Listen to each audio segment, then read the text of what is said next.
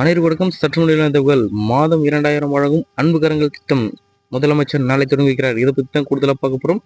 நம்மளோட சேனலுக்கு இப்போ தான் வந்திருக்கீங்கன்னா மறக்காம சப்ஸ்கிரைப் பண்ணிக்கோங்க. பக்கத்தில் பெல் ஐகானை கிளிக் பண்ணி ஆல்ரெடி பண்ணிக்கோங்க. அப்போ தான் நான் போகிற இந்த ஸ்கீம் சம்பந்தமான வீடியோவில் உங்களுக்கு நோட்டிஃபிகேஷன் வரும். உங்கள் வீடியோக்குள்ளே போகலாம். சென்னை கலைவாணர் அரங்கத்தில் தொடங்கி வைத்து குழந்தைகளுக்கு உதவி வகையினை தொடங்க உள்ளார் அப்படி சொல்லியிருக்காங்க. தமிழக அரசின் முயற்சியால் சேர்க்கப்பட்டுள்ள மாணவ மாணவியர்களுக்கு மடிக்கணினிக்கும் வழங்க உள்ளார் அப்படி சொல்லியிருக்காங்க.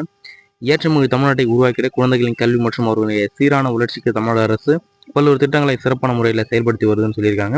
அதுக்கப்புறம் பார்த்தீங்கன்னா மிகவும் வறுமையில் வாழும் குடும்பங்கள் அடையாளம் கண்டு அவர்களுடைய வாழ்வாதாரத்தை மேம்படுத்துவதாக அறிமுகப்படுத்தப்பட்டுள்ள ஒரு தமிழ்நாடு அரசினுடைய தாய்மானவ திட்டத்தின் ஒரு பகுதியாக தான் பெற்றோர்கள் இருவரையும் இழந்த பெற்றோரில் அல்லது பெற்றோரில் ஒருவரை இழந்து மற்றொரு பெற்றோரால் பராமரிக்க இயலாத குழந்தைகளை அரவணைத்து தொடர்ந்து பாதுகாத்திடும் வகையில் அன்பு கரங்கள் திட்டம் தமிழக அரசால் இப்போ அறிவிக்கப்பட்டது.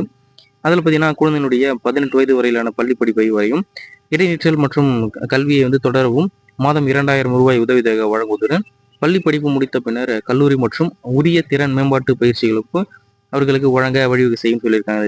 இந்த திட்டம் நாளை பார்த்தீங்கன்னா தொடங்க உள்ளார் மு.க. ஸ்டாலின் அவர்கள். அதுக்கப்புறம் பார்த்தீங்கன்னா கலைவாணர் அரங்கத்தில் தொடங்கி வைத்து குழந்தைகளுக்கு உதவித்தொகையினையும் வழங்குள்ளார் சொல்லியிருக்காங்க. இது போன்ற அரசின் திட்டங்களை உடனுக்குடன் தெரிஞ்சுக்கொள்ள நம்மளோட சேனலை சப்ஸ்கிரைப் பண்ணி வச்சுக்கோங்க. நன்றி, வணக்கம்.